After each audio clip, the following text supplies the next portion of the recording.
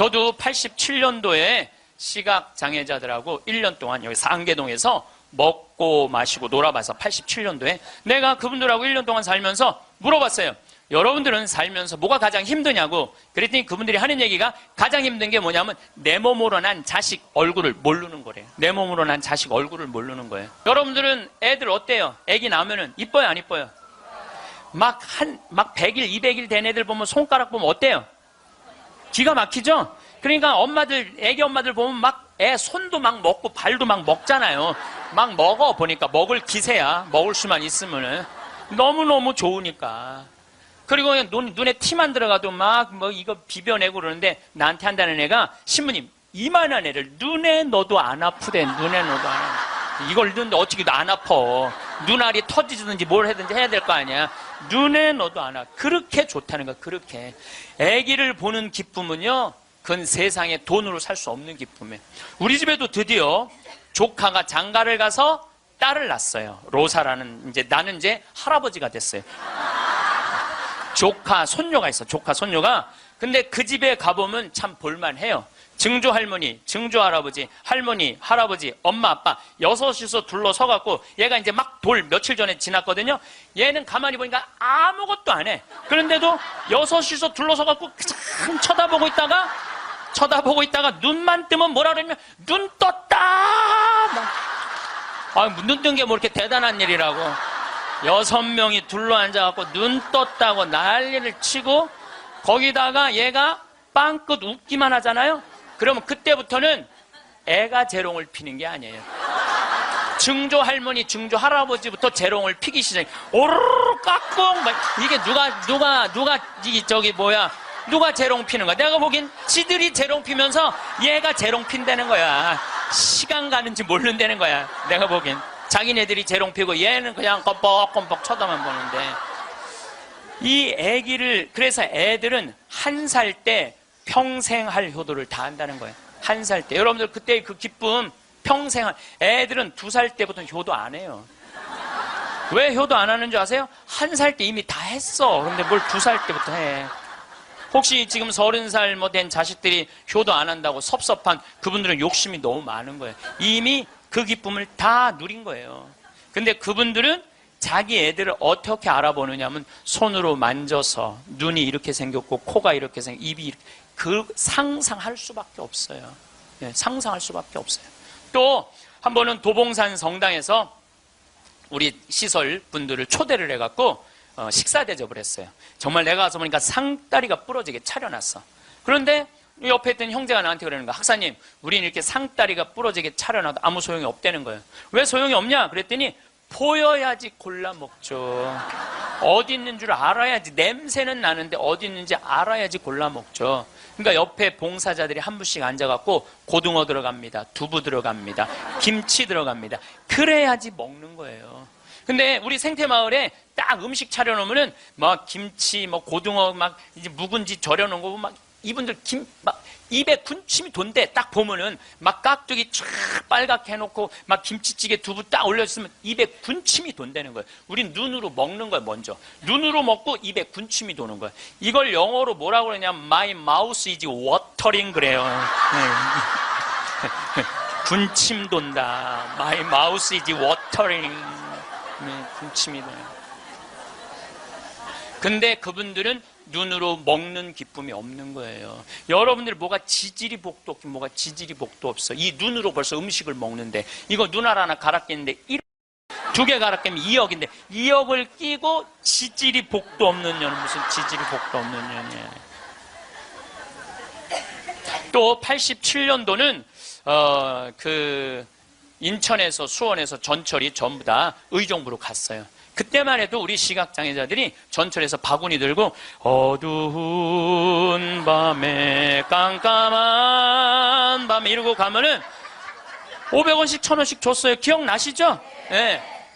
그렇게 하루 종일 전철을 오고 가면서 모으면은 그때 돈으로 꽤 컸대요. 15,000원, 20,000원 됐대요. 그때 돈으로. 그러면은 창동이나 도봉역에서 딱 내리면은 도둑놈들이 따라다니다가 역에서 나가면은 그걸 낚아채 가는 거예요. 그걸 낚아채 가는 거예요. 그럴 때 너무너무 속상하다는 거. 너무너무 화가 나. 하루 종일 고생한 건데. 그러니까 누굴 데리고 나가느냐면 5학년, 6학년, 중학교 1학년 된 자기 애들을 데리고 나가는 거예요. 자기 애들은 그거 일 나가는 게 죽기보다 싫은 거예요.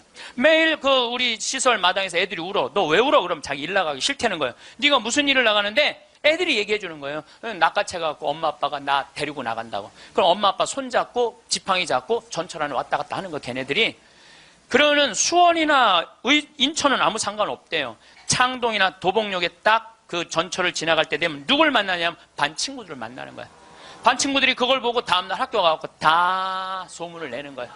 제 엄마 손잡고 구걸하러 다닌다고. 얼마나 그 나이에 자존심이 상해요. 그러니까 내가 그들과 1년 동안 먹고 마시고 놀지 않았으면 그분들의 아픔을 몰랐을 거예요.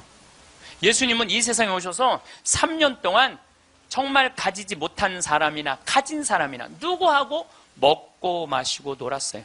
그러니까 강생이라는 말 참 많이 듣죠. 예수님은 이 세상에 강생하셨다. 그냥 몸만 오신 게 아니에요. 삶 자체로 이 세상에 들어오신 거예요. 그래서 우리랑 먹고 마시고 놀면서 우리가 고민하는 게 뭔지, 우리가 힘들어하는 게 뭔지 너무너무 잘 아셨어요. 그래서 예수님은 특별히 아픈 사람들, 병든 사람들 고쳐주는 거 주저하지 않으셨어요. 다 고쳐주셨어요. 그리고 최후의 만찬 때 마지막 날 제자들의 발을 씻어주고 난 다음에 예수님이 이렇게 말씀하세요. 요한복음 13장에 내가 너희들을 사랑하였듯이, 사랑한다는 게 뭐냐면 너희들과 먹고 마시고 놀면서 너희들을 위로했듯이 너희도 서로 사랑하여라. 이게 마지막 날 유언이야. 서로 사랑하라는 게. 그런데 지금 한국에는 크리스찬이 2천만이 있어요. 개신교 1,500만, 가톨릭 500만. 크리스찬이라는 건 뭐냐면 그리스도처럼 살겠다는 거예요. 여기 계신 여러분들 전부 왜 세례받았냐면 그리스도처럼 살라고 세례받은 거야. 부처님 아버지는 직업이 뭐죠? 부처님 아버지는 왕이었어요. 공자님 아버지는 관리였어요. 마호메트 아버지는 큰 부자 상인이었어요. 물론 마호메트 엄마가 뱃속에 있을 때 돈 벌러 나갔다 죽어요. 그래갖고 마호메트는 유복자. 예수님 아버지는 직업이 뭐예요? 목수.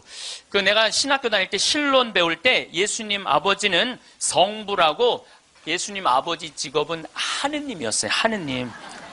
예수님 양아버지 직업은 뭐예요? 목수예요. 2000년 전에 목수는 하루에 2끼 정도 먹었다고 그래요. 그러니까 가난한 집에 태어나신 거예요. 예수님은. 굳이 당신이 선택해서 올 수 있었는데 굳이 가난한 집에 택해서 오신 이유는 뭐냐면 가난한 이들과 함께 하겠다는 거예요. 그리고 당신 태어날 때 천사들이 누구를 초대하느냐면 목동들을 초대해요. 야, 삼왕은 자기네들이 찾아온 거고 예수님이 초대한 건 누구냐 하면은 목동들이에요. 저기 대단한 분 태어났으니까 가봐라. 그래갖고 예수님한테 처음으로 인사를 한 사람들은 목동들이야. 우리가 알퐁소 토대의 별이라는 책을 읽어갖고 목동을 굉장히 낭만적인 사람들로 알고 있는데 중동에 가보면요 세상에 더러운 게 목동이에요. 그래서 목동하고 상대하지 말라 그래. 도둑놈들이라고. 상대하지 말라 그래. 왜냐하면 한번 풀 뜯으러 염소 풀 뜯으러 나가면은 한 달을 돌아다녀야 되거든요. 그러니까 한 달 동안 내가 가서 보니까 머리에 떡을 칠하고 다녀요. 먹을. 냄새가 얼마나 나는지 몰라. 또 밤낮에 기온차가 많으니까 옷을 몇 겹을 입고 한 달 동안 안 빨고 그것만 입고 다니는 거예요. 그 더럽고 냄새나는 목동들을 예수님은 첫 손님으로 초대한 거예요. 이게 누구를 초대하겠다냐? 보잘것없는 사람들을 귀하게 여기겠다는 거예요. 그리고 당신 활동하실 때는 앞 못 보는 사람, 듣지 못하는 사람, 말하지 못하는 사람, 팔 오그라드는 사람, 등 굽은 여자, 다리 오그라드는 사람, 몸 썩어가는 나 환자, 몸 파는 여자, 나라 팔아먹은 세리들이랑 먹고 마시고 놀았다고 그래요. 저는 신약 성서 읽으면서 가장 가슴 떨리는 성서 구절이 뭐냐면 예수님은 그들과 먹고 마시고 놀았다. 이거를 읽으면 막 가슴이 떨려요. 여러분들 세상에 먹고 마시고 노는 것처럼 중요한 일이 어디 있어요? 그렇죠? 여러분들 저하고 방송을 통해서 유튜브를 통해서 친숙하시죠? 친숙하다 하더라도 나하고 먹고 마시고 놀진 않잖아요.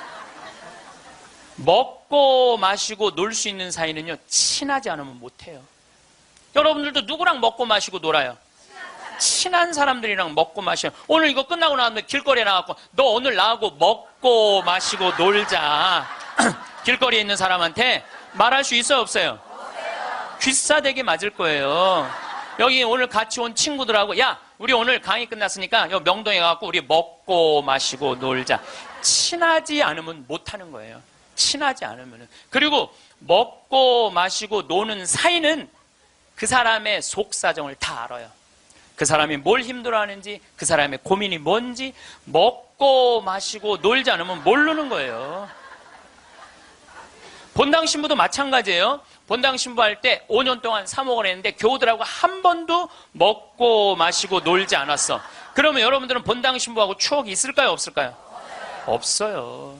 이게 웃을 일이 아니에요. 루카복음 7장 8절에 예수님은 먹보요 술꾼이라고 그래요. 먹보요 술꾼이라.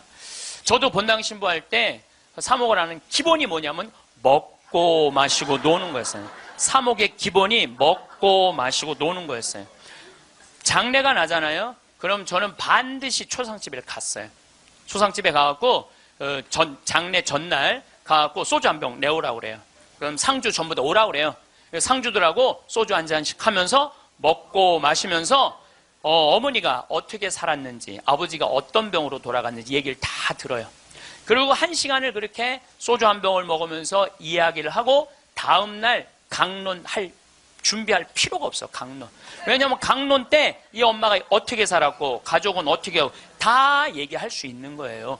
먹고 마시고 놀고 왔기 때문에 공감이 되는 강론을 할 수 있는 거예요. 근데 만약에 초상이 났는데 내가 그 집에 한 번도 간 적이 없어. 그냥 장례만 딱 왔어. 그 강론은요, 그 고인들하고 남아있는 유족들하고 아무 공감대가 없는 강론을 할 수밖에 없어요.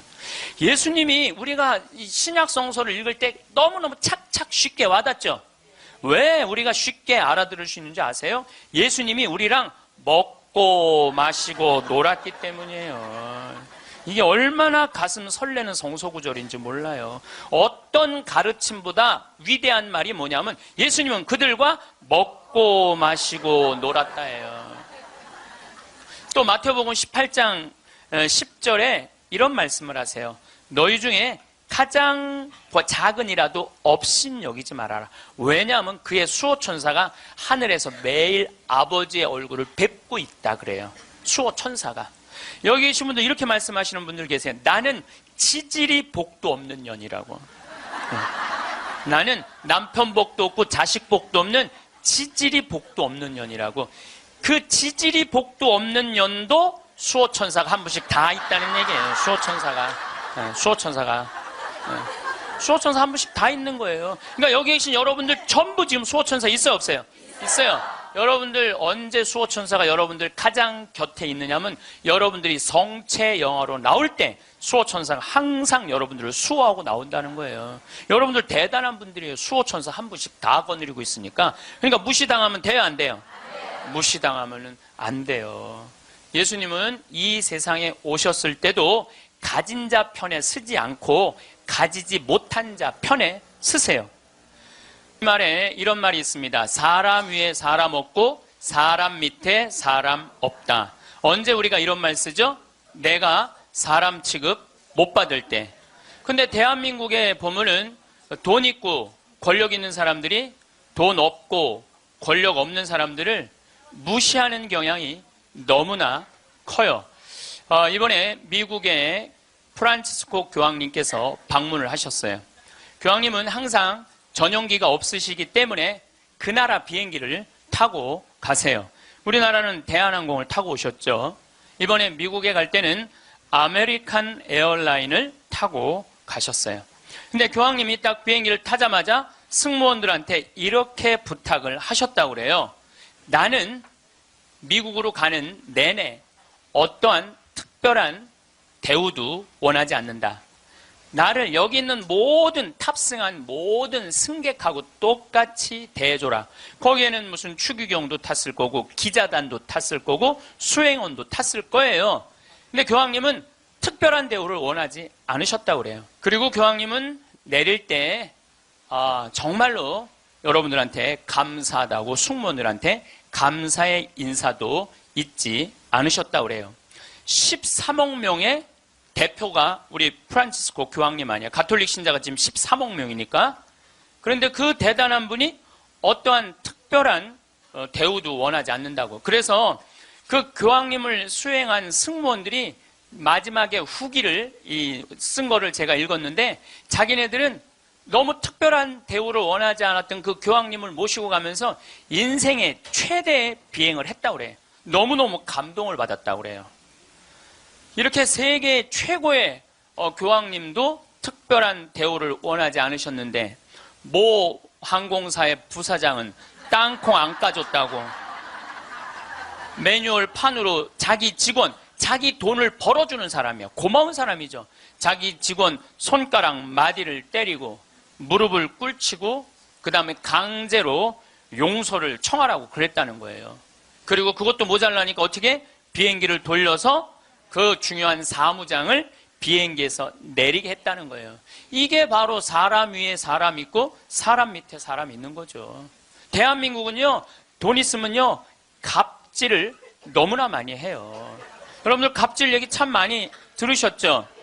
백화점에서 근무하는 분들, 은행에서 근무하는 분들, 병원에서 근무하는 분들, 심지어 전화 마케팅 하는 분들, 이런 분들이 우리나라에 지금 몇 명이 일을 하느냐 하면 700만 명 정도가 일을 해요. 그 700만 명들은 매일매일 무시를 당하고 살고 있는 거예요. 그러니까 수많은 사람들이 매일매일 무시를 당하고 있는 거죠. 그런데 우리들이 이 인생을 살아가면서 사람을 무시하라고 그런 권한을 받은 적이 한 번도 없어요. 사람을 존중하라고 우리는 예수님한테 가르침을 받았죠. 작년에 서울의 한 부자 동네에서 70살 먹은 아줌마가, 70살 먹으면 아줌마예요, 여러분들. 웃을 일이 아니에요. 이번에 유엔에서 나이 재정립이 나왔어요. 나이 재정립이 나왔는데, 1살서부터 17살을 미성년이라고 그래요. 미성년. 미성년 17살을, 18살서부터 65살을 청년이라고 그래요. 청년. 이거는 제가 한 얘기가 아니고 유엔에서 한 얘기예요. 유엔에서 65살까지는 청년이라고 그래요. 나는 65살 미치다 한번 손 들어보세요. 이렇게 청년이 많아 지금. 여기에 청년이 엄청나게 많이 온 거예요. 우리 교회에 청년이 없다고 많은 교회 지도자들은 걱정을 합니다. 근데 저는 걱정할 일이 아니라고 생각해요. 여기 있는 이렇게 많은 청년들이 있는데 왜 걱정을 해? 그러니까 여러분들은 지금 성모에 활동해야 되는 분들이 아니라 청년에 활동해야 되는 분들이에요. 청년에. 만약에 내가 65이 돼서 애도 다 키웠고 결혼도 다 시켰고 나는 이제 늙었다. 65이 나는 늙었다. 이렇게 생각하는 분은 불행한 분이에요. 자, 나는 이제 할 일 다 했으니까 이제 뭐만 기다리고 있으면 돼? 죽을 날만 기다리고 있으면 되잖아요. 근데 죽을 날만 기다리고 있어야 되는데 지금 65살이 언제 죽느냐면 100살쯤 죽을 거예요. 그럼 몇 년 동안 죽을 날을 기다려야 되냐면 35년 동안 매일 죽을 날만 기다리고 있는 거야. 불행해요, 안 불행해요? 65, 난 이제 청년이 이제 끝났네? 66살부터 79살까지를 뭐라고 그러냐면 중년이라고 그래요. 중년. 중년. 제가 한 얘기가 아니고 유엔이 한 얘기예요. 유엔이. 66살부터 79살. 자, 나는 66에서 79살이다. 한번 손 들어보세요. 이게 다 중년들이에요. 중년들. 아줌마들이 지금 79까지는, 그러니까 여기 지금 66부터 79살까지 지금 노인대학 다니는 분들은 다 자퇴하세요. 다 자퇴하시고 어디에 다시 들어? 성모에 가입해야 돼. 성모에. 80살서부터 99살을 노년이라고 그래요. 노년. 그리고 100살서부터 노인이라고 그래요. 노인. 100살서부터 노인이라고 그래요. 그러니까 지금 오늘은 여기 노인이 하나도 있어요, 없어요? 한 명도 없어요. 노인 한 명도 없어요. 이제 100살쯤 되면은 그때 이렇게 말해도 돼요. 아, 이제 나가 늙었으니까 이제 좀 집에서 쉬어야 되겠다. 이렇게 생각하시면 돼요. 어쨌든 70살 먹은 아줌마가, 부자 동네 아줌마가 1층에 있는 이 경비 아저씨를 베란다 창문을 열고 부른대요. 어이 경비. 그럼 경비가 와서 5층을 이렇게 올려다보면은 간식 먹으라고 떡을 던져준대. 5층에서 1층으로. 여러분들, 개한테도 5층에서 1층에 던져주면 안 돼요. 저는 제가 키우는 개가 있는데 간식을 줄 때 어떻게 하느냐면 손바닥에 올려놓고 드시라고 이렇게 제가 개한테도 드시라고 내가 이렇게 줘요. 하물며 사람한테 5층에서 1층으로.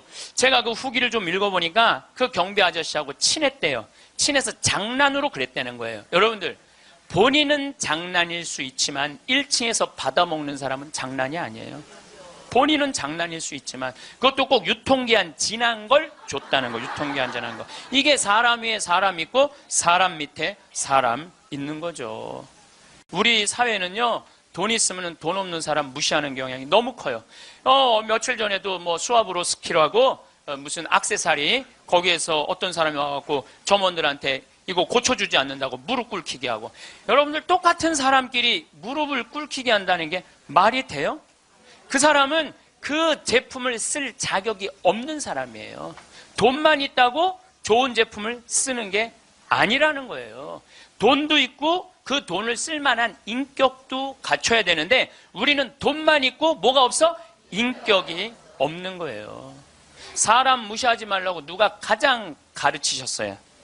예수님이에요. 예수님은 마태복음 25장에 이렇게 말씀하세요. 양떼, 염소떼 나눠놓고 양떼들한테 이렇게 말씀하세요. 너희는 하늘나라를 차지해라. 우리가 뭘 잘했다고 하늘나라를 차지합니까? 너희들은 내가 목말랐을 때, 굶주렸을 때, 헐벗었을 때, 병들었을 때, 감옥에 갇혔을 때, 나그네 되었을 때 따뜻하게 맞이해줬다. 주님, 우리가 언제 그랬습니까? 그러니까 예수님 이렇게 말씀하세요. 너희 형제 중에 가장 보잘것없는 사람 하나에게 해준 게 곧 내게 해준 것이다. 혹시 여러분들 노숙자의 집에 가갖고 노숙자들한테 식사를 한번 대접했어. 그러면은 그 노숙자한테도 대접했지만은 누구한테도 대접한 거야? 그렇죠. 노숙자 안에 있는 예수님한테도 대접한 거예요. 그러니까 그걸 다 대접받았던 예수님은 마지막 날에 그 대접받은 걸 다 갚은 거예요. 근데 여러분들이 병든 사람, 감옥에 갇힌 사람, 노숙자들한테 한 번도 대접해 준 적이 없어. 마지막 날 예수님한테 받을 거 있어요, 없어요? 없어요. 지금 어려운 이웃한테 잘 베풀어 준 사람은 나중에 가서 예수님한테 따질 수 있어. 내놓으라고. 내가 해준 거. 해준 거 내놓으라고 따질 수 있어요. 예수님 마태복음 25장에 말씀하셨기 때문에. 근데 왼편에 있는 사람한테는 예수님이 이렇게 말씀하세요.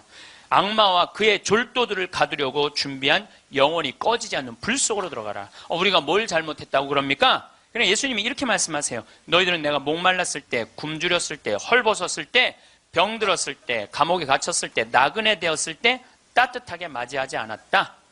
주님, 우리가 언제 그랬습니까? 그러니까 예수님이 이렇게 말씀하세요. 너희 중에 가장 보잘것없는 사람 하나에게 해주지 않은 것이 곧 내게 해주지 않은 것이다. 자, 여기 계신 여러분 모두 안에 지금 예수님 계세요, 안 계세요? 계세요. 여러분들 무시당하면 돼요, 안 돼요? 안 돼요. 여러분들이 잘나서 무시당하면 안 되는 게 아니라 여러분들 안에 계신 예수님 때문에 무시당하면 안 돼요. 자기 자존심을 지키는 거는 여러분들은 예수님이 거하는 성전이기 때문에 여러분들 자존심을 지켜야 돼요. 저는 이번에 아주 굉장히 슬펐다가 너무너무 멋있는 사장님을 하나 만났어요. 도시락 업체, 그것도 미국에서 와서 우리나라에서 사업을 하는 도시락 업체 사장님인데 우리도 고객을 존중해야 되지만 고객도 우리를 존중해 주지 않으면 내쫓겠다 이거예요. 그 선언서를 제가 읽어드릴게요. 제목이 참 재미나요. 공정 서비스 권리 안내. 우리 직원이 고객에게 무례한 행동을 했다면 직원을 내보내겠습니다. 그러나 우리 직원에게 무례한 행동을 하시면 고객을 내보내겠습니다. 참 멋있죠? 우리 부관장 신부님이 로마 유학 갔다 오신 분이에요. 그런데 저녁에 맥주집에 이제 뭐 신학생 때 갔으니까 맥주 막 먹을 때잖아요. 맥주를 먹으니까 떨어지면 뭐라 그래? 웨이터, 웨이터 계속 불렀대요. 그랬더니 사장이 딱 오더니 나가라고 그러더래요.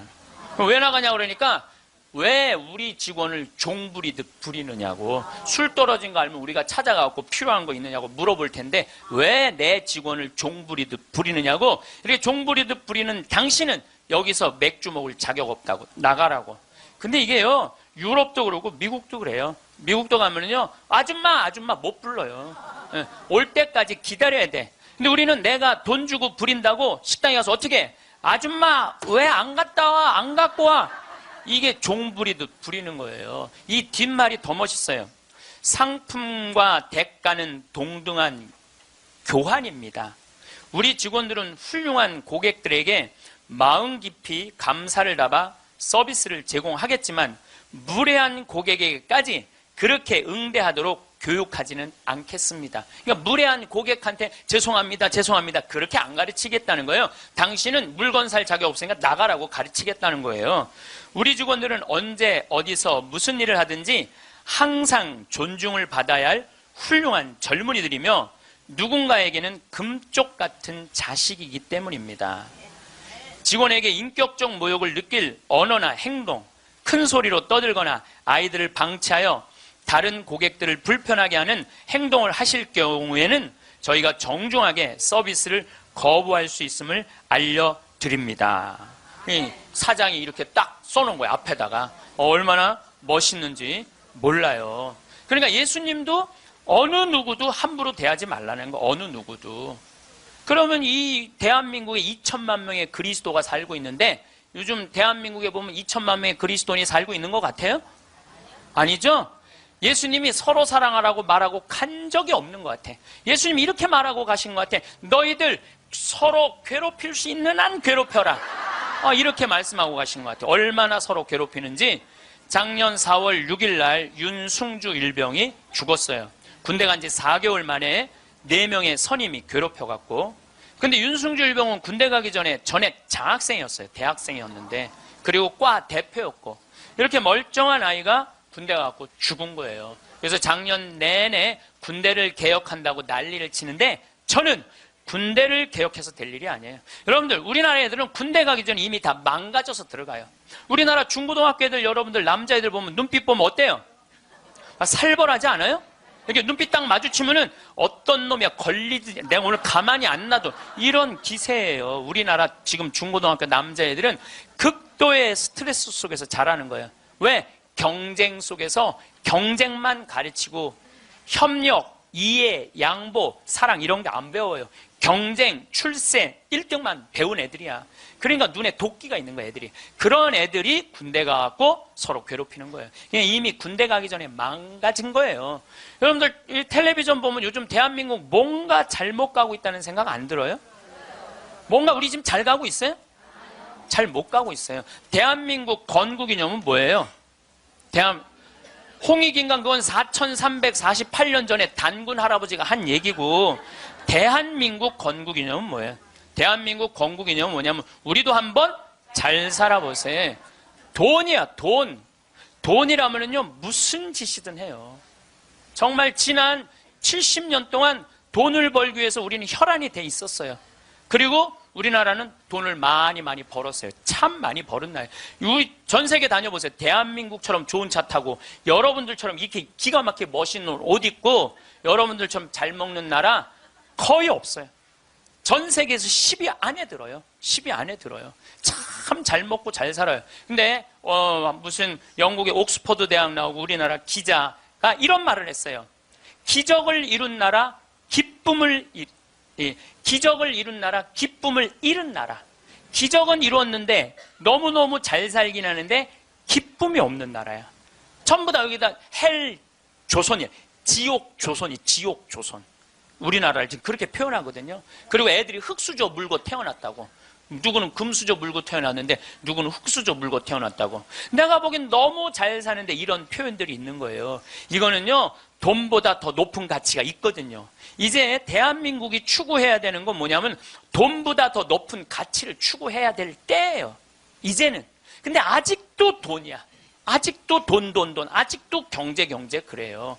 정의, 인권, 자유, 생태계, 자연, 이 높은 가치들이 있는데 우리는 아직도 경제예요.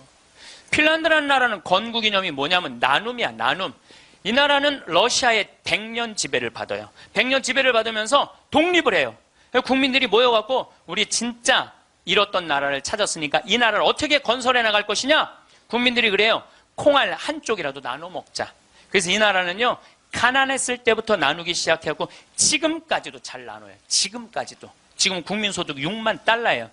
이 나라는 초등학교, 중고등학교 전액 무상교육이에요. 근데 더 놀라운 건 대학생들도 전부 공짜로 대학 다 다녀요. 그리고 기숙사도 다 공짜야. 시골에서 헬싱키로 공부하러 올라왔어. 그러면은 기숙사비 다 국가에서 다 대줘요. 근데 더 놀라운 건 대학생들이 돈이 없어갖고 아르바이트 할까봐, 책 사볼 돈이 없어서 아르바이트 할까봐 아르바이트 하지 마라, 공부해. 그러면서 책값 하라고 모든 대학생들한테 한 달에 43만 원씩 용돈을 줘요. 모든 학비도 안 되는데 용돈도 줘. 이 나라는 석박사까지 공짜예요. 프로그램 참여하면 석박사까지 다 공짜야. 그러려면 뭘 많이 내야 돼? 세금을 많이 내야 되잖아요. 이 나라는 한 700만 원 정도 월급 받는 사람들이 세금을 얼마를 내냐면 320만 원 정도 내요.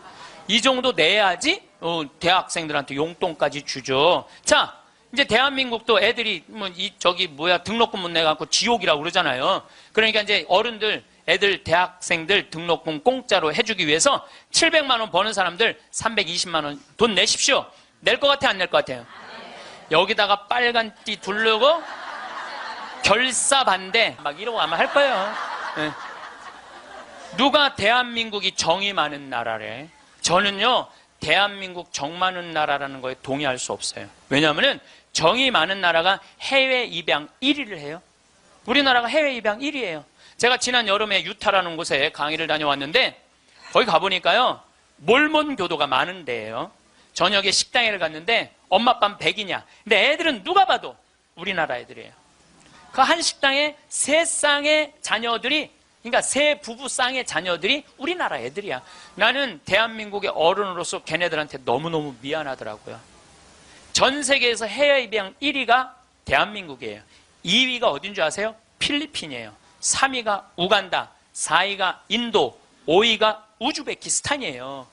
그 나라들에 비하면 우리나라는요, 2배, 3배 잘 사는 나라예요. 2배, 3배 잘 사는 나라에서 해외 입양 1위를 하고 있는데 정이 많은 나라예요? 정 많은 나라 아니에요. 또 제가 요즘 잠비아 도와준다고 한 3년 동안 한 10억 정도 잠비아 도와줬어요. 가서 뭐 이제 농장도 한 20만 평 꾸며주고 소도 돼지도 닭도 옥수수밭도 감자밭도 다 해놨어요. 근데 나한테 전화해갖고 이렇게 항의하는 분들 참 많아요. 대한민국에도 굶어 죽는 사람 많은데 뭐하러 아프리카까지 가서 도와주느냐고, 정신 있는 거냐 없는 거냐, 나한테 이렇게 전화하는 분들 참 많아요. 여러분들, 우리나라가요 6.25 전쟁 끝나고 난 다음에요, 미국에서요 밀가루 받아서 먹고 살았어요. 밀가루. 그래서 우리 천주교하고 밀가루하고 인연이 많아요. 정부를 못 믿으니까 밀가루를 어디다 줬어? 성당에 다 갖다 줬어요. 그래서 성당에서 나눠줬어요. 그래서 옛날에는 밀가루 받아 먹으려고 세례 받는다 그래서 밀가루 신자라는 말까지 나왔어요. 그렇게 우리가 그 배고픈 시기를 미국에서 원조 받아갖고 버텨냈어. 그럼 세계에서 9번째로 1조 달러가 넘는 나라가 9나라인데 우리나라가 9번째 1조 980억 달러예요. 그렇게 잘 사는 나라가 아프리카의 나라 도와주는 건 당연한 거예요. 받았으면 줘야지. 받고 우린 꿀떡하고 끝나고 있어요. 근데 그게 OECD 국가 중에 가난한 나라 안 도와주기를 우리나라가 1등이에요. 뭐가 정이 많은 나라예요. 말로만 정 많으면 다예요. 정이 많은 나라가 아니에요. 내가 지지난주에 동창 모임에 사회복지시설 운영하는 신부님을 만났어요. 기가 막힌 얘기를 들었어요. 어떤 얘기를 들었느냐 하면 서울의 한 시내 한복판에 지적장애자들 작업장을 학교에, 중학교에 만들려는데 주민이 반대하는 거예요. 그랬대요. 우리 동네 쓰레기 처리장은 들어와도 지적장애자 작업장은 못 들어온다. 참. 아니, 걔네들 얼마나 이 삶에 목말라 하는 애들인데 걔네들을 우리 동네에서 받아들였고 우리 동네에서 보호를 해줘야지. 심지어 어떤 주민은 이렇게 말했다고 그래요. 우리 동네 핵시설은 들어와도 지적장애자 시설은 못 들어온다. 이게 우리가요, 철저하게 이기적인 거예요. 님비라고 그래요. 님비. 요즘 우리 평창에는 동계올림픽 때문에 도로가 뻥뻥 나요. 근데 우리 생태마을 바로 옆에 도로가 나요. 근데 거기를 터널을 뚫어요. 강의 중에 다이나믹 터질 때 막 건물이 울려요. 그래서 사람들이 와서 나한테 그래요. 신부님, 저렇게 바로 터널을 뚫는데 반대 안 하시느냐고? 내가 이렇게 말해요. 저거 반대하려면 5년 정도 걸려. 매일 도로에 들어놓아야 돼. 나는 내 인생 매일 도로에 들어놓기 내 인생이 너무 아까워. 그리고 일하는 우리 옆으로 지나가는 거, 일하는 마을로 지나가는 거예요. 그럼 내가 반대한다고 칩시다. 그러면 이 안은 누구한테로 지나가는 거야? 마을로 지나가는 거예요. 그럼 우리 내 옆길은 안 되고 옆에 마을은 괜찮고. 이게 이기적인 거, 이기적인 거. 누가 우리 부로 정이 많은 나라라고 그래요. 1970년대 우리 이 구로공단에서 동대문에서 노동자들이 이제 돈 많이 벌으니까 우리 좀 나눠주라. 그러니까 정부에서 어떻게 이 국가가 지금 잘 살아야 된다. 그러면서 나중에 잘 살게 되면 그때서 너희들한테 잘해줘. 나중에 잘해줘. 나중에. 나중에 잘해주겠다고. 그래서 대기업 중심으로 정책을 폈어요. 그런데 지금 2015년 대한민국 잘 살아요, 못 살아요? 잘 살아요. 외환보유가 세계 6위예요. 3,600억 달러. 그 다음에 10대 기내 사내 보유금은 5천억 달러, 515조. 근데 지금 나눠요, 안 나눠요? 안 나누잖아요. 우리나라가 지금 1시간 노동임금이 5,580원이에요. 이거 노동자들이 10,000원으로 해달라고 그랬어요. 근데 올해 6,030원 했어요. 6,030원. 내년에 1시간이 6,030원이에요. 그러면 우리나라하고 비슷한, 경제 규모가 비슷한 이탈리아는 얼마예요? 10,000원이에요, 10,000원. 이탈리아, 스페인 10,000원이에요. 우리보다 조금 잘 사는 프랑스는 12,000원. 독일은 13,000원. 미국은 2020년에 모든 노동자들한테 1시간에 17,000원 주기로 국회에서 결의를 했어요. 근데 우리는 이 민중을 무시하는 거예요. 니네들은 무시당해도 돼. 니네들은 이게 5,580원이면요.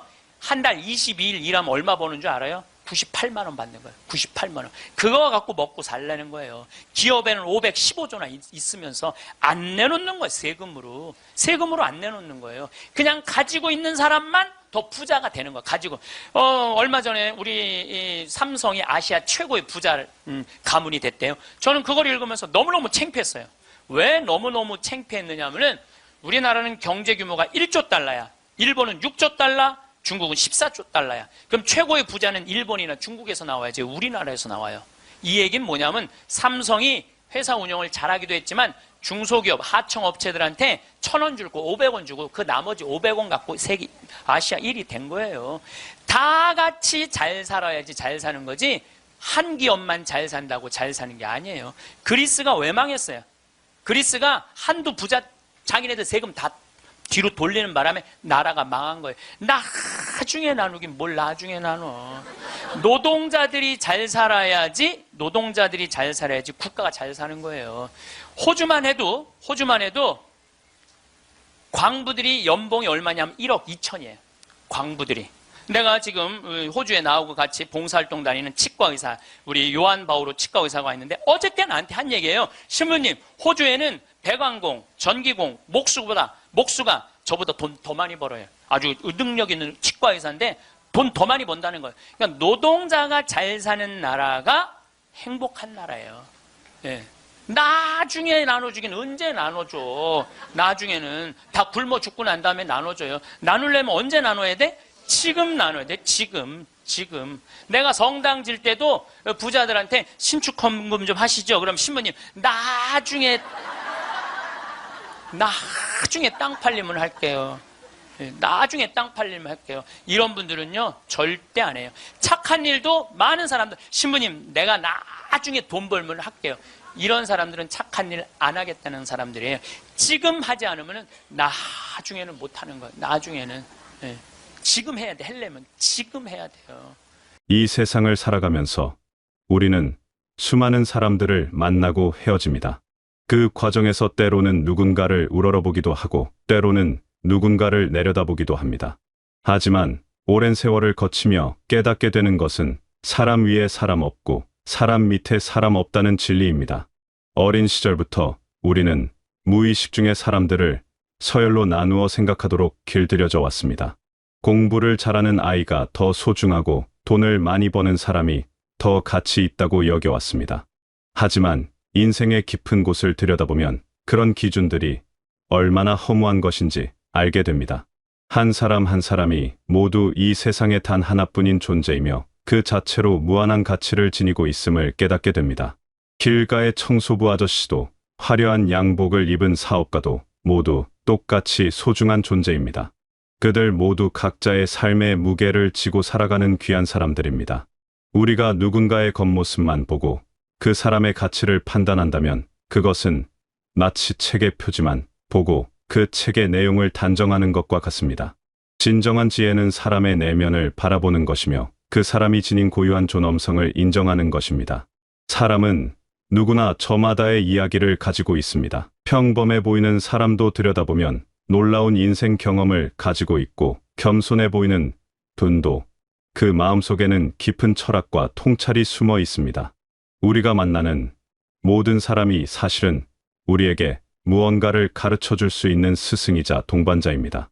이런 관점으로 사람들을 바라볼 때 세상은 훨씬 풍요로운 곳이 됩니다. 나이 많은 할머니의 주름진 손에는 수십 년간 가족을 위해 헌신한 사랑의 흔적이 새겨져 있고 소박한 차림새의 농부 아저씨의 거친 손바닥에는 대지를 일구며 살아온 성실함이 담겨 있습니다.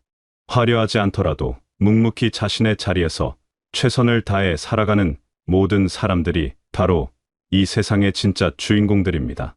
때로는 말없이 미소만 짓는 사람에게서 깊은 평안을 느끼기도 하고 소박한 대화를 나누는 이웃에게서 삶의 지혜를 얻기도 합니다. 이런 만남들을 통해 우리는 사람의 가치가 겉으로 드러나는 것에 있지 않다는 것을 깨닫게 됩니다. 진정한 아름다움은 그 사람의 마음가짐과 삶을 대하는 자세에서 나옵니다. 우리가 살아가는 사회는 끊임없이 사람들을 나누고 분류합니다. 재산의 많고 적음으로 지위의 높고 낮음으로 외모의 아름다움과 그렇지 않음으로 사람들을 구분하려 합니다. 이런 기준들이 마치 절대적인 진리인 것처럼 포장되어 우리의 마음속 깊이 자리 잡고 있습니다. 하지만 이런 기준들을 자세히 들여다보면 모두가 모래성처럼 덧없는 것들임을 알 수 있습니다. 재산은 하루아침에 사라질 수 있고 지위는 언제든 바뀔 수 있으며 외모는 세월 앞에서 무력합니다. 이런 것들로 사람의 가치를 매기려 한다면 우리는 계속해서 허상을 쫓아다니게 될 뿐입니다. 더욱 안타까운 것은 이런 잘못된 기준들이 사람들 사이에 보이지 않는 벽을 쌓는다는 점입니다. 나보다 가진 것이 많은 사람 앞에서는 위축되고 나보다 가진 것이 적은 사람 앞에서는 우월감을 느끼게 됩니다. 이런 마음가짐으로는 진정한 만남이 불가능합니다. 서로를 있는 그대로 받아들이고 존중하는 관계를 맺을 수 없습니다. 세상의 화려함에 현혹되어 본질을 놓치는 일이 얼마나 많은지 모릅니다. 값비싼 옷을 입고 고급 자동차를 타는 것이 그 사람의 인격을 말해주지는 않습니다. 오히려 소박한 차림새로 살면서도 이웃을 돌보고 어려운 이들을 도우며 살아가는 분들에게서 진정한 아름다움을 발견할 수 있습니다. 사회가 만들어낸 성공의 기준들을 보면 대부분 남과의 비교에서 나옵니다. 남보다 더 많이 가져야 하고 남보다 더 높은 곳에 있어야 하며 남보다 더 뛰어나야 한다고 말합니다. 하지만 이런 비교의식은 우리를 결코 행복하게 만들지 못합니다. 아무리 많이 가져도 나보다 더 많이 가진 사람이 있고 아무리 높이 올라가도 더 높은 곳에 있는 사람이 있기 때문입니다. 참된 지혜는 이런 허상들을 걷어내고 사람 그 자체를 바라보는 것입니다. 그 사람이 얼마나 많은 아픔을 견뎌냈는지, 어떤 꿈을 품고 살아가는지, 무엇을 소중히 여기며 사는지를 보는 것입니다. 그럴 때 비로소 우리는 모든 사람이 똑같이 귀한 존재라는 것을 깨달을 수 있습니다. 사람의 진짜 가치는 그 사람의 마음씨에서 나타납니다. 다른 사람을 배려하고 도우려는 마음 어려움 속에서도 굴복하지 않는 의지 실수를 했을 때 진심으로 반성하고 고치려는 자세, 이런 내면의 아름다움이야말로 그 사람을 평가하는 진정한 기준입니다. 세상이 중요하다고 여기는 것들은 대부분 시간이 지나면 의미를 잃게 됩니다.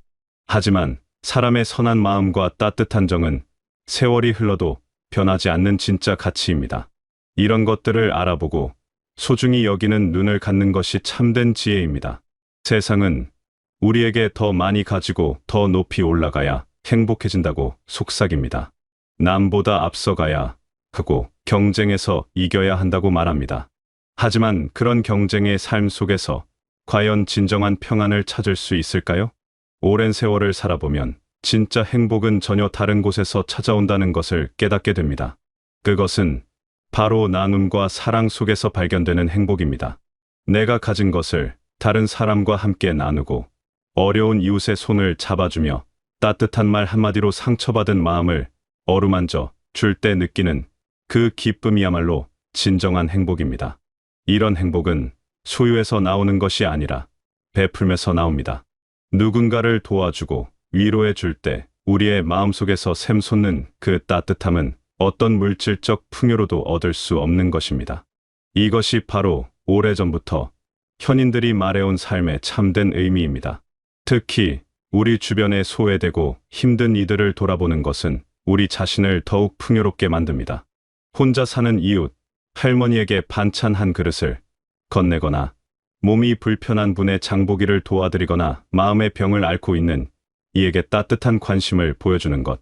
이런 작은 실천들이 우리의 삶을 얼마나 의미 있게 만드는지 모릅니다. 경쟁 사회에서 길들여진 이기주의적 사고방식을 벗어나 서로 돕고 함께 살아가는 공동체적 삶의 가치를 되찾을 때 우리는 뒤로소 참된 평안을 맛볼 수 있습니다. 혼자서는 결코 느낄 수 없는 깊은 만족감과 충만함을 경험하게 됩니다. 사랑은 나누면 나눌수록 더 커집니다. 혼자 간직하고 있으면 메마르지만 다른 사람들과 함께 나누면 더욱 풍성해집니다. 이것이 바로 사랑의 신비로운 특성입니다. 우리가 베푼 사랑은 돌고 돌아 결국 우리에게 더 큰 사랑으로 돌아옵니다. 그래서 베푸는 삶이야말로 가장 지혜로운 삶의 방식입니다. 또한 진정한 행복은 감사하는 마음에서 시작됩니다. 지금 내가 가진 것들에 대해 고마워하고 작은 것에도 만족할 줄 아는 마음이 바로 행복의 출발점입니다. 항상 부족하다고 생각하고 더 많은 것을 원하는 마음으로는 아무리 많이 가져도 만족할 수 없습니다. 내가 건강하게 살아있다는 것, 가족이 있어 함께 웃고 울 수 있다는 것, 친구들과 정담을 나눌 수 있다는 것, 이런 평범해 보이는 일상의 소중함을 깨달을 때 우리는 이미 충분히 행복한 사람임을 알게 됩니다. 행복은 멀리 있는 것이 아니라 바로 우리 곁에 늘 함께하고 있습니다. 베푸는 기쁨을 아는 사람은 받는 기쁨보다 훨씬 큰 만족을 느낍니다. 누군가의 어려움을 덜어주고 그 사람의 얼굴에 미소가 번질 때 느끼는 그 따뜻함은 어떤 것과도 바꿀 수 없는 소중한 경험입니다. 이런 순간들이 쌓여 우리의 인생을 진정으로 의미 있게 만듭니다. 많은 사람들이 선한 일을 미루며 살아갑니다. 나중에 여유가 생기면, 나중에 시간이 되면, 나중에 상황이 좋아지면 그때 베풀고 도우며 살겠다고 말합니다. 하지만 그 나중은 언제일까요? 과연 그날이 올까요? 이 인생을 깊이 성찰해보면 가장 소중한 것은 바로 지금 이 순간입니다. 오늘 내가 만나는 사람들, 지금 내 앞에 놓인 기회들, 이 순간 내가 할 수 있는 작은 선행들이 바로 인생의 진정한 보물입니다. 내일은 아무도 장담할 수 없지만 오늘은 확실히 우리 손안에 있습니다. 주변을 돌아보면 도움이 필요한 사람들이 얼마나 많은지 모릅니다. 외로움에 지친 이웃, 경제적으로 어려움을 겪는 가정병으로 고생하는 분들, 마음의 상처로 아파하는 이들이 우리 곁에 있습니다. 이들에게 지금 당장 할 수 있는 작은 도움이라도 베푸는 것이 나중을 기약하며 거창한 계획을 세우는 것보다 훨씬 의미 있습니다. 때로는 물질적인 도움이 아니더라도 따뜻한 관심, 한 번 진심 어린 위로의 말, 함께 시간을 보내주는 것만으로도 누군가에게는 큰 힘이 됩니다. 이런 작은 실천들이 쌓여 우리의 삶을 풍요롭게 만들고 더 나아가 우리가 사는 세상을 조금씩 따뜻하게 변화시킵니다. 특히 어려운 처지에 있는 이들과 함께할 때 우리는 삶의 진정한 가치를 깨닫게 됩니다. 그들의 순수함과 감사하는 마음을 통해 우리 자신이 얼마나 많은 것을 가지고 있는지 깨닫고 진정한 겸손함을 배우게 됩니다. 이런 만남들이 우리의 마음을 더욱 성숙하게 만들고 삶의 깊이를 더해줍니다. 시간은 우리 모두에게 공평하게 주어진 선물입니다. 하지만 그 시간을 어떻게 사용하느냐에 따라 우리의 인생은 완전히 달라집니다. 자신만을 위해 시간을 쓰는 것과 다른 사람들을 위해서도 시간을 내는 것 사이에는 큰 차이가 있습니다. 다른 사람을 위해 내 시간을 기꺼이 내어놓을 때 그 시간은 더욱 값진 의미를 갖게 됩니다. 오늘 하루도 우리에게는 무수한 선택의 순간들이 주어집니다. 스쳐 지나가는 사람에게 미소를 지을 것인가 말 것인가, 어려움에 처한 이웃을 도울 것인가 말 것인가, 이런 작은 선택들이 모여 우리의 인생을 만들어갑니다. 지금 이 순간 내가 할 수 있는 가장 선한 선택을 하는 것, 그것이 바로 의미 있는 삶을 사는 방법입니다. 미루는 마음은 우리를 게으르게 만듭니다. 내일 하면 된다, 다음 주에 하면 된다, 기회가 생기면 하겠다는 생각으로는 결코 실천할 수 없습니다. 선한 일은 생각하는 순간 바로 행동으로 옮기는 것이 중요합니다. 작은 실천이라도 지금 당장 시작하는 것이 나중에 큰 일을 하겠다고 계획만 세우는 것보다 훨씬 가치 있습니다. 또한 우리가 실천할 수 있는 선한 일들은 생각보다 가까운 곳에 많이 있습니다. 멀리 가서 거창한 일을 할 필요가 없습니다. 바로 옆집 이웃부터, 내 주변 사람들부터 돌아보면 됩니다. 작은 관심과 배려만으로도 누군가의 하루를 밝게 만들 수 있습니다. 이 인생의 여정을 걸어오면서 우리는 많은 것을 배우고 깨닫습니다. 그 중에서도 가장 소중한 깨달음은 모든 사람이 존엄하고 귀하다는 것이며 진정한 행복은 나눔과 사랑에서 나온다는 것입니다. 세상의 허상에 속지 않고 사람의 참된 가치를 알아보는 눈을 가지는 것, 경쟁과 이기심을 벗어나 서로 돕고 함께 살아가는 삶의 아름다움을 발견하는 것, 그리고 미루지 말고 지금 이 순간부터 작은 선행을 실천하는 것, 이 모든 것이 우리에게 참된 평안과 기쁨을 가져다 줍니다. 우리 각자가 가진 인생의 경험과 지혜는 이 세상의 소중한 보물입니다. 그 지혜를 혼자만 간직하지 말고 주변의 사람들과 나누며 특히 어려움에 처한 이들에게 따뜻한 손길을 내밀 때 우리의 삶은 더욱 빛나게 됩니다. 살아오면서 겪은 아픔과 슬픔들도 모두 소중한 자산입니다. 그런 경험들이 있기에 다른 사람의 아픔을 이해할 수 있고 진심 어린 위로를 건넬 수 있습니다. 상처받은 마음으로 힘들어하는 이들에게 손을 내밀 때 우리의 아픔은 다른 사람을 돕는 귀한 도구가 됩니다. 이 인생은 혼자서는 완성할 수 없는 작품입니다. 수많은 사람들과의 만남과 교류를 통해 서로에게 영향을 주고받으며 함께 만들어가는 것입니다. 우리가 누군가에게 베푼 사랑과 도움은 그 사람을 통해 또 다른 사람에게 전해지고 그렇게 해서 세상은 조금씩 더 아름다운 곳이 되어갑니다. 살아가면서 때로는 힘들고 지칠 때도 있지만 우리가 베푼 작은 사랑들이 이 세상을 조금씩 더 아름답게 만들어가고 있다는 사실을 기억해 주세요. 한 사람의 따뜻한 마음이 얼마나 많은 사람들에게 희망을 줄 수 있는지 그 힘을 믿어주세요. 세상에는 여전히 아픔과 어려움이 많지만 우리 같은 사람들이 있는 한 희망은 사라지지 않습니다. 작은 선행이라도 꾸준히 실천하는 분들이 있기에 이 세상은 살만한 곳이 됩니다. 당신의 존재 자체가 누군가에게는 큰 위로와 힘이 되고 있습니다. 오늘도 작은 친절과 따뜻한 마음으로 누군가에게 희망의 빛이 되고 사람과 사람 사이의 아름다운 연결고리가 되는 그런 의미 있는 하루하루를 보내시길 바라겠습니다.